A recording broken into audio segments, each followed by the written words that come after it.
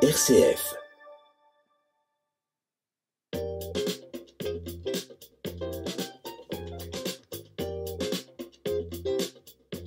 Bien, écoutez, je suis content d'accueillir aujourd'hui à notre micro Jean Lavoué. Jean Lavoué, vous êtes poète, vous êtes écrivain, vous êtes fondateur aussi d'une maison d'édition qui s'appelle L'Enfance des Arbres.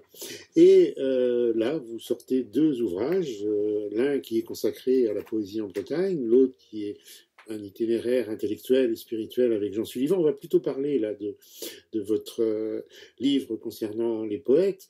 Alors, vous balayez large avec un certain nombre de poètes. Alors, je ne vais pas tous les citer, mais Armand... Enfin, c'est plus que des poètes, d'ailleurs. Certains, ce sont des écrivains, mais des écrivains de Bretagne. Donc, vous nous direz pourquoi vous avez choisi ces gens. Parmi eux, René Guicadou, Mac Jacob, Georges Perros, Xavier Graal, Armand Robin, dont on parlera. Qu'est-ce qui vous a donné l'idée de faire ce livre et de parler de tous ces gens qui marquent ou qui ont marqué la littérature chez nous? Alors, de plusieurs d'entre eux, j'avais déjà parlé dans différents ouvrages, que ce soit Sullivan, René Guicadou, Mac Jacob aussi, Georges Perros. Mais ce qui m'est venu récemment, d'ailleurs, c'est l'automne de l'hiver dernier, avec la disponibilité qu'on a eue là depuis une quinzaine de mois. J'ai eu envie d'élargir finalement ces quelques auteurs que je connaissais bien, pour aller chercher de manière un peu plus large quels pouvaient être les points communs, qu'est-ce qui reliait finalement des auteurs qui tous, Xavier Graal aussi bien sûr, m'avaient parlé au fil de mes lectures et de ma vie. Et donc en creusant, en travaillant intuitivement, il y a aussi l'un parmi eux qui n'est pas un auteur, qui n'est en tant que tel, qui n'est pas un poète, mais qui est un chanteur breton, qui est un ami, Yann Fanch-Kemener. Je pense que je lui dédie ce livre et il a donné un peu sa coloration et son orientation à la thématique de fond, qui est une certaine pauvreté qui marque, qui caractérise tous ces auteurs. Alors, je peux décliner éventuellement les thématiques de cette pauvreté, mais là, je trouve quelque chose qui les relie, pas à 100% sur chaque thématique, mais c'est vraiment un point d'ancrage anthropologique commun, quoi. Quand vous parlez de pauvreté, c'est leurs origines modestes. C'est la terre où ils sont nés, qui est une terre aussi rude. C'est de ça dont vous parlez? Alors, il y a ça, bien sûr, mais il y a plusieurs aspects qu'on retrouve dans l'existence des uns et des autres. D'abord, oui, c'est vrai, une vie d'origine souvent rurale et dans une certaine misère matérielle. Ça, c'est indéniable chez des Armand Robin, Yann Fanch-Kemener, mais Michel Lebris aussi, qui a eu une vie intellectuelle et qui a parcouru le monde, et alors qu'il vient vraiment d'un milieu on ne peut plus pauvre, quoi, et il est rentré très tardivement à l'école. Donc ce point-là de la pauvreté matérielle, il est déjà très présent. Mais un autre point commun chez beaucoup d'entre eux, c'est la pauvreté par rapport à la perte de la langue maternelle.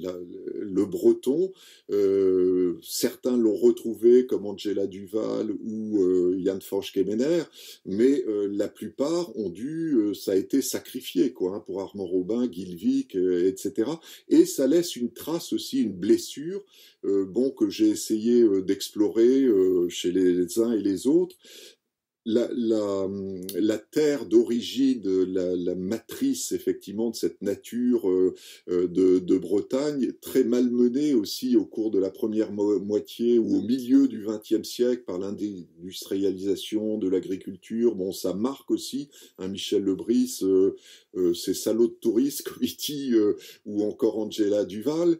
Et puis tous ou la plupart ont eu aussi une formation première dans la tradition culturelle catholique bretonne, et ça m'a intéressé de voir comment ils se sont démenés finalement avec cet héritage-là, qui n'était pas que richesse pour eux, qui était aussi une forme d'enfermement.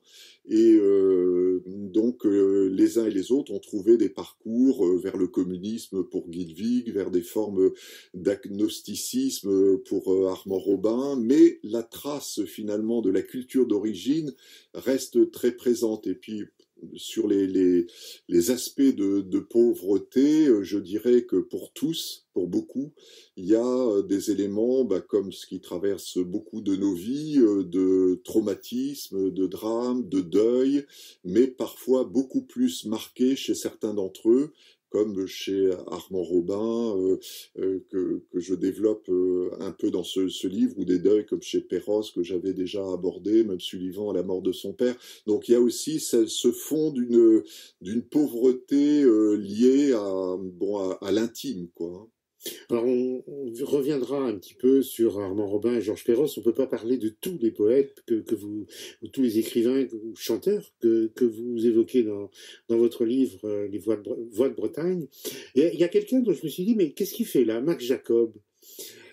C'est intéressant que vous nous parliez un tout petit peu là de Max Jacob et la Bretagne, parce que de mémoire, Max Jacob n'est pas breton. Oui, alors il est né à Quimper. Il est né à Quimper. Max Jacob, et donc il était, lui, pas catholique, il était juif, et contrairement aux autres, finalement, lui, il a fait un chemin vers le catholicisme. Et ce qui m'a conduit à Max Jacob, c'est René Guicadou, auquel j'ai consacré un livre il y a près de 2 ans. Et Max Jacob a eu une influence considérable, non seulement sur Cadou, mais sur toute une génération de jeunes poètes. Et à ce titre-là, c'est vrai que ça m'a intéressé de l'associer, de reprendre d'ailleurs des éléments de cette biographie consacrée à Cadou, où je me suis appuyé sur les recherches antérieures, tant pour les textes sur Cadou et sur Max Jacob. Mais il est bien enraciné breton, même si c'est un breton à la marge par sa culture d'origine, et qui de plus va avoir une vie auprès des plus grands artistes, Picasso, Reverdy, etc., Apollinaire à Paris dans sa jeunesse, mais aussi va mener une vie assez dissolue, qui va lui poser beaucoup de questions éthiques, morales, et je pense que sa conversion catholique est venue pour lui comme une sorte d'apaisement et de sécurisation, et c'est pourquoi il cherchait à la diffuser, y compris à Cadou, mais ça n'a pas toujours très bien marché. On rappelle, pour ceux qui ne connaissent pas, puis vous n'êtes pas obligé, chers auditeurs, de tout connaître des auteurs qui sont évoqués par Jean Lavoué, mais de vous plonger dans son livre vous permettra de mieux les connaître. On rappelle que Max Jacob était juif, vous l'avez dit tout à l'heure, qui s'est retiré pendant la guerre au monastère de la Charité-sur-Loire, et qu'il a été pris par les nazis, emmené au camp de Drancy, et il est mort à Drancy, je ne sais plus, en 42, 43, 43, ou 43, voilà. Non, mais c'est effectivement, vous avez raison d'insister sur le fait que, entre autres, que Max Jacob était très proche d'un certain nombre de très grands artistes qui vivaient dans la région parisienne ou ailleurs. Alors, je voudrais revenir un instant sur cet aspect catholique, enfin, le fait que, effectivement, eux, comme les autres, comme 90% de la Bretagne était à l'époque, comme disait Jean Delumeau, la Bretagne n'a pas été catholicisée, elle a été bigotisée. Donc la Bretagne était un peu bigotisée de ce point de vue. Mais vous employez souvent à travers, quand vous évoquez tel ou tel poète ou écrivain, le mot christique. Quand vous employez ce mot-là, vous dites, alors je ne vais pas reprendre vos expressions, c'est une démarche christique, ou c'est un poème christique, ou voilà. Vous l'employez souvent, ce mot-là. Quand vous dites ça, vous entendez quoi ? Alors, c'est vrai que ça peut paraître garder une connotation fortement religieuse, c'est indéniable. Et quand je l'emploie, en même temps, c'est plus, y compris pour un Armand Robin devenu radicalement athée, dans sa revendication en tous les cas, sa vie, elle est complètement de l'ordre d'une mort consentie, et en même temps d'une trace reconnue à cette histoire-là de l'évangile, on va dire, d'une mort qui conduit à la vie. Et j'ai trouvé que chez beaucoup de ces auteurs, y compris chez Gilvig aussi, athée communiste, après 30 ans quand même de pratique catholique intense, qui s'est engagé au Parti communiste, en fait, quand il a retrouvé sa veine poétique dans les années 60, ce qui est revenu de plus en plus fort, c'est une sorte de célébration d'origine, on peut dire, liturgique, d'origine de l'ordre de sa culture, où il se dit lui-même le célébrant, il parle de l'autel comme de sa table d'écriture, enfin, les mots le vitrail, ces mots de célébration sont très très présents dans sa poésie, mais évacués, comme il dit, j'ai évacué le grand absent. Et en même temps, voilà, une fois cette évacuation faite, on peut dire qu'on retrouve des traces, alors que j'appelle christiques, qui sont, que je pourrais dire évangéliques, des traces de cette culture première qui a été finalement défaite de tout son appareil religieux et qui continue à laisser passer le poème. On va peut-être faire marquer une petite pause. Vous avez choisi un morceau de Jan Fransch-Kemener. C'était un de vos amis. Il est décédé il y a peu. Vous pouvez peut-être nous dire un tout petit mot de Jan Fransch-Kemener? Oui, donc bon, il est décédé il y a un peu plus de 2 ans. Donc c'est quelqu'un qui a surtout traduit le chant de la Bretagne, le chant profond de la Bretagne, que ce soit du chant profane ou religieux. Il était lui-même originaire d'une terre rouge, comme on dit, très à gauche, communiste aussi. Mais finalement, dans cette terre de Sainte-Tréphine, hein, du centre-Bretagne, les traditions religieuses n'étaient pas étrangères à ce militantisme politique de gauche. Et il est très marqué de ça. Il y a une laïcité chez lui qui est poreuse aussi. Par aussi, il a consacré sa vie de chanteur à interpréter les grandes passions celtiques, etc. Donc, bon, j'ai été touché, bien sûr, par sa maladie, par nos contacts à ce moment-là, mais aussi juste avant, il m'avait sollicité pour, il a écrit quelques ouvrages, notamment des recueils de textes bretons, mais aussi des ouvrages personnels, et il voulait là écrire une autobiographie. Et on a échangé, il m'a adressé un premier manuscrit, la maladie l'a rattrapé, mais j'avais aussi une sorte de dette sur cet échange et ce compagnonnage qu'on a eu autour de son histoire de vie. Et c'est, voilà, lui est vraiment de la grande pauvreté du centre-Bretagne, et je trouve que son chant est justement de l'ordre d'une transfiguration et d'une résurrection par rapport à une vie vraiment très abîmée par les conditions matérielles et diverses de l'enfance. Bien, bah écoutez, on va l'écouter, Jan Fransch-Kemener. Mon père, je t'écris dans l'encre rougeoyante de l'aurore, ma vie où les rochers et les ronces piquent encore. Tu pourras la faucher, la sécher, l'engerber, l'engranger parmi tes blés dans ton grenier. J'ai gardé la douceur, le granit de jadis. Je n'ai pas effarouché de bruissetis dans les taillis, sans troubler la toilette tintillonnante des bruyères. Je te reviens, tout cahotant d'ornières. Voici ma tête comme une lande courbe au genet soumis, et mon âme vêtue en petit peu de lune bleuie. Et viens, je te présente mon épouse, c'est l'épouse fatigue. Âprement, tendrement, nous jouâmes jour et nuit.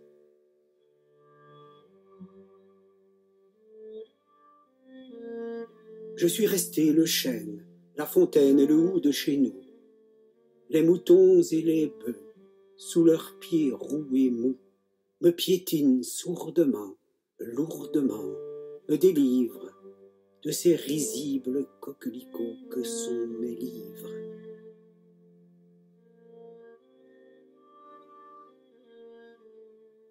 Mon âme est un buisson d'ajoncs, que depuis 10 ans ne viennent visiter ni chevaux ni paysans.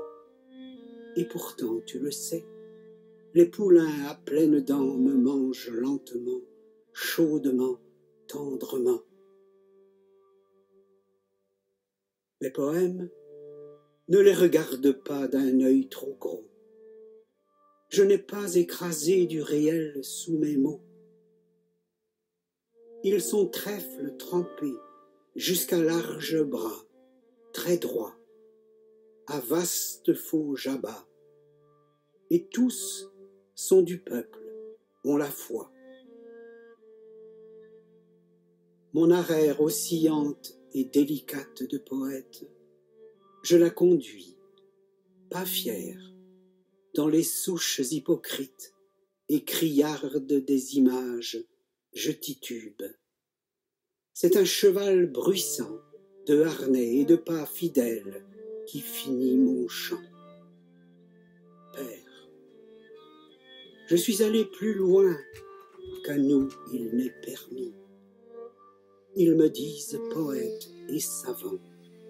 Je n'ai pas trahi notre ferme d'éternité. Loin des bourgeois mauvais, je tiens bon dans notre règne de simples choses vraies.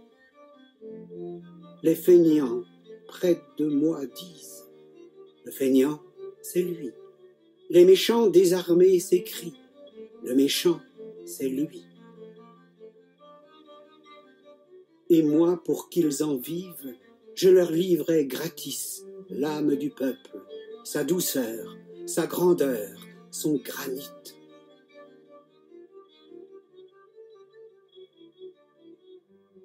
Tant mieux, Père, puisse l'insulte gaulant mes branches m'arracher cette pomme sautillonnante d'impatience qu'est le cœur.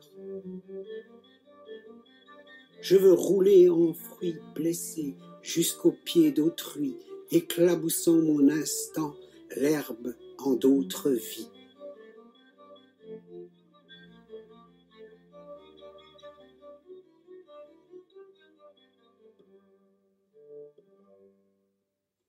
Voilà, on a écouté Jan Franz Kemener qui disait un poème d'Armand Robin consacré à son père. Et on va revenir un petit peu à Armand Robin parce que bon, c'est un poète et un écrivain extrêmement important du milieu du XXe siècle, enfin, puisqu'il est né dans les années 1913, je crois, et il est décédé en 61-62. Donc voilà. Vous pouvez nous dire introduire un petit peu qui était Armand Robin, ce poète né dans une ferme, alors vous le disiez très bien, une ferme d'une modestie, presque dans la misère, je veux dire, à Plouguer-les-Veines. Oui, dans ce même centre-Bretagne, on va dire que le chanteur Glenmore, par exemple, tout près, Jan Franz Kemener, qu'on a déjà évoqué. Et d'ailleurs, ce disque, je reviens un tout petit peu sur Jan Franz Kemener, ce disque Roudez-nous Trace, c'est quasiment le dernier album de Jan Franz Kemener qu'il a consacré à tous ses amis de Bretagne, et on retrouve bien sûr Armand Robin, mais aussi Gilles Baudry, Xavier Graal et Angela Duval et bien d'autres. Et c'est vrai qu'il y a aussi cette résonance entre les auteurs que j'évoque et ce dernier CD, album de Jan Franz Kemener. Donc Armand Robin, oui, c'est vraiment on peut dire qu'il rassemble un peu tous ces éléments de pauvreté que je viens d'évoquer là tout à l'heure, c'est-à-dire à la fois une ferme des plus modestes, des plus simples, des gens extrêmement travailleurs, un père, on va dire, bourreau de travail, mais également, alors c'est quelque chose qu'il a peu exprimé, mais une mère vraiment maltraitée par son père. Donc on peut dire que c'est un enfant qui a mal à sa mère, comme j'ai repris ce titre d'un auteur de pédopsychiatrique, Michel Lemay, célèbre. Armand Robin, c'est d'abord quelqu'un qui a mal à sa mère, parce que sa mère était vraiment maltraitée très gravement, et on peut dire que lui aussi. Et c'est un enfant qui avait en même temps une intelligence hors du commun exceptionnelle. Donc il a vécu jusqu'à l'âge de 6 ans, il n'a parlé que le breton dans la ferme familiale, puis il a été repéré à l'école assez rapidement pour ses dons intellectuels, il a été envoyé alors dans une maison religieuse pendant quelque temps, mais ça n'a pas duré parce que c'était aussi un caractère bien trempé, donc il s'est fait, bon, comme Graal, renvoyer aussi de cette école. Et puis il a poursuivi ses études brillamment, alors entre guillemets brillamment, parce qu'il a fait le lycée de Saint-Brieuc, qui l'a conduit à pouvoir prétendre à l'école normale. Bon, il avait vraiment cette intelligence, oui, un peu hors du commun, mais en même temps, ces blessures d'enfance qui l'ont conduit à des stratégies d'échec un peu répétées, notamment pour ces grands concours qui auraient pu le conduire à une carrière d'enseignant. En fait, il s'est sabordé un peu lui-même par sa manière de se comporter, alors qu'il y tenait, mais je pense qu'inconsciemment, il était porté comme ça par quelque chose qui lui venait de plus loin et qui l'a conduit à une vie extrêmement marginale.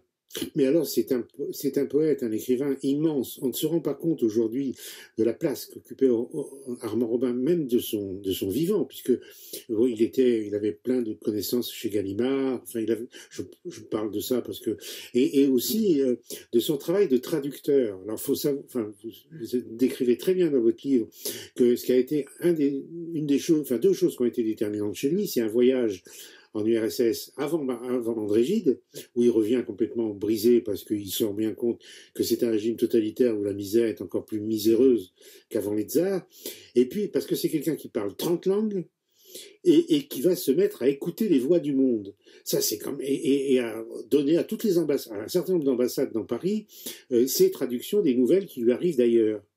Oui, oui, c'est étrange hein, ce destin. C'est-à-dire, il va se mettre à écouter à la fois ce qu'il appelle la fausse parole, parce que vraiment avant notre période aujourd'hui hyper médiatisée avec les réseaux et les médias en continu, etc., lui écoutait dans beaucoup de langues du monde comment finalement on abusait des pauvres. C'est vrai qu'il avait été marqué à la fois par cette enfance extrêmement pauvre et, comme vous dites, par cette déception brutale d'avoir réalisé que le régime qui pouvait être celui rêvé dans les années 20 comme le sauveur, on va dire, de toutes ces prolétaires, était encore plus abusif. Et ça, il a passé quelques mois au cours de l'été 30, je crois.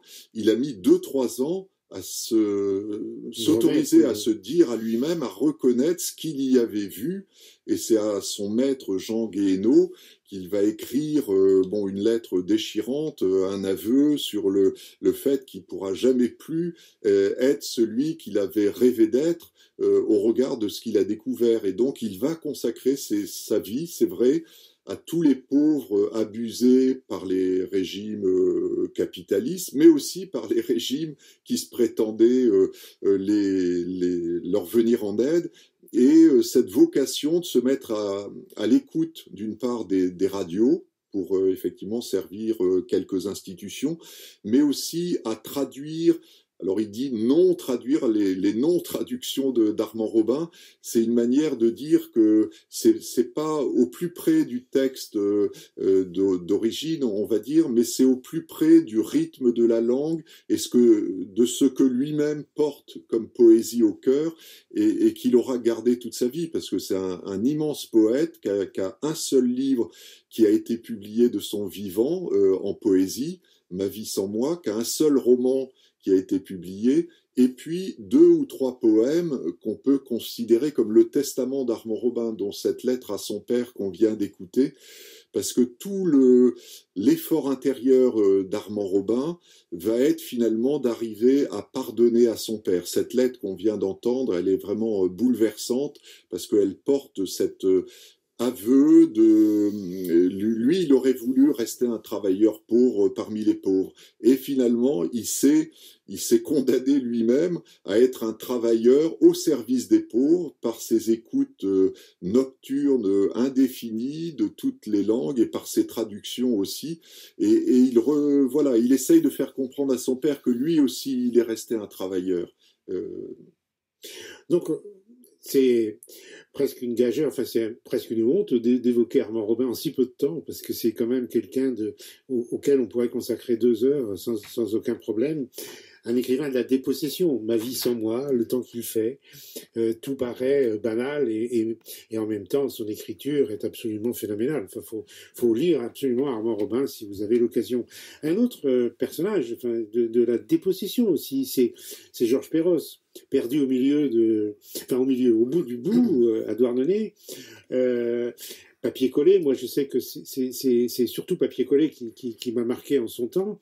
Vous nous dites un mot aussi de Georges Perros pour nous inviter aussi à aller jeter un coup d'œil sur cette écriture et cette poésie. Lui était un Parisien dont le nom de Perros d'ailleurs c'est pas son nom, son patronyme de naissance qui est Georges Poulot, mais comme il y avait déjà un Poulot dans les lettres françaises, bon voilà, il s'est choisi un pseudonyme, mais il n'a pas pris Perros au hasard parce que cette terre de Bretagne, c'est comme si elle l'appelait.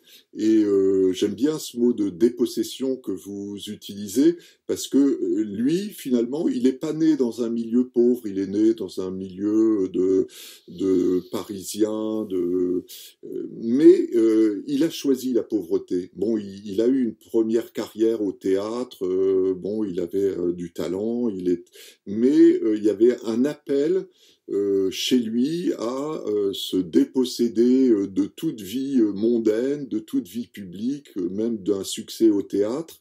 Et il est venu, effectivement, après avoir cherché à Saint-Malo, il aurait été tenté, mais il trouvait la ville froide. Il a atterri à Douarnenez et il a passé sa vie, le reste de sa vie, finalement, à lire des manuscrits chez Gallimard et à écrire des petits textes un peu comme Armand Robin, qui n'étaient pas trop destinés, finalement, à faire une œuvre. Aujourd'hui, il y a une reconnaissance considérable de ces papiers collés de Georges Perros ou de ces poèmes, de ces bribes de poèmes qui ont été sauvés de la décharge, on peut le dire comme ça, puisque Armand Robin finalement est mort vraiment complètement marginalisé au commissariat de police, etc. Et c'est la municipalité de Paris qui est venue vider son appartement. Et heureusement, Gallimard, des personnes de Gallimard sont venues sauvegarder 2 valises de papier dans lesquelles on retrouve des poèmes magnifiques. Mais moi, je les associe, c'est vrai, au papier collé de Georges Perros.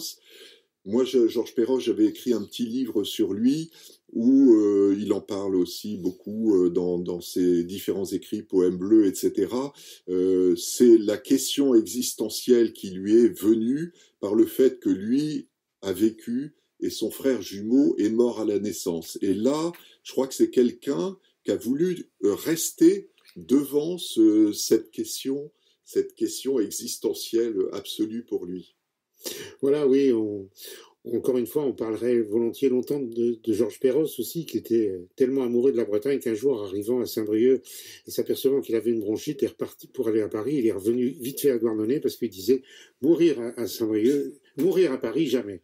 Voilà, c'était tous les écrivains, tous les poètes dont vous parlez dans ce livre, dont vous avez évoqué là ce soir, ce sont des rebelles.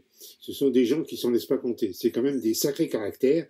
On vous invite donc, chers auditeurs, à lire le livre de Jean Lavoué, Voix de Bretagne, consacré donc à ces poètes. C'est aux éditions L'Enfance des Arbres. Vous pouvez aussi, si vous intéressez à l'itinéraire plus spirituel autour de Jean Sullivan, aller lire le dernier livre de Jean qui s'appelle Des clairières en attente. Des clairières en attente, qui est paru chez Mediaspol. Et on vous souhaite, cher Jean, de continuer de nous éclairer de toutes ces voies littéraires et poétiques qui souvent nous enchantent et en tous les cas nous réveillent. Merci beaucoup.